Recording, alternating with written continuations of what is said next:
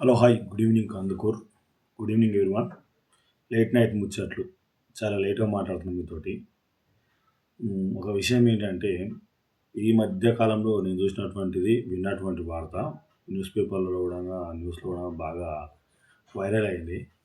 విషయం ఏంటంటే, ఒక పర్సన్ తన క్లాస్‌లో, తరగతి గదిలో చాలా ఇంటలెక్చువల్‌గా, మెచ్యూర్ పర్సన్‌గా, ఒక మోటివేషనల్ స్పీకర్‌గా, ఒక మంచి క్లాస్ టాపర్ ఉన్నటువంటి పర్సన్ ఒక 20 ఏళ్ళ తర్వాత ఒక అమ్మాయి కలిసి తను క్రిటిసిజం చేసినా గానీ చాలా హుందాగా స్వీకరించాడు.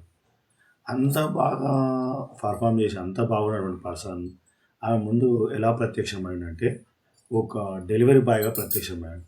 ఆ డెలివరీ బాయ్‌గా ప్రత్యక్షమైనటువంటి అబ్బాయిని ఆమె చాలా క్రిటిసిజం చేయడం జరిగింది. ఆ క్రిటిసిజం చేస్తూ హేళన చేసినప్పటికి గూడంగా తను చాలా నవ్వుతూ హుందాగా స్వీకరించాడు. అది ఎక్కడనో కాదు, మన బీహార్ స్టేట్‌లో జరిగింది.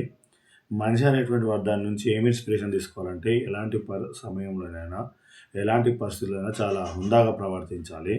కోపం గానీ, అలాంటివి గానీ ఏవి లేకుండా ఉండడమే మనిషి డిసిప్లిన్‌కి ప్రధాన కారణం అని చెప్పొచ్చు.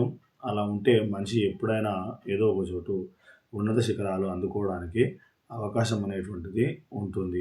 ఇది మీకు నచ్చినట్టయితే ఇంకొంతమందికి ఫార్వర్డ్ చేయండి. మన కందుకూరు అడ్డా ఇన్‌స్టా పేజ్‌ను అందరూ ఫాలో అవ్వండి.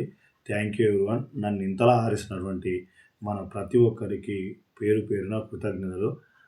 మా విద్యార్థులు కూడా నన్ను చాలా బాగా ఆదరిస్తున్నారు. వారికి కూడా కృతజ్ఞతలు తెలియజేస్తున్నాను. ప్రతి ఒక్కరికి కృతజ్ఞతలు. శుభరాత్రి. గుడ్ నైట్ ప్రతి ఒక్కరికి.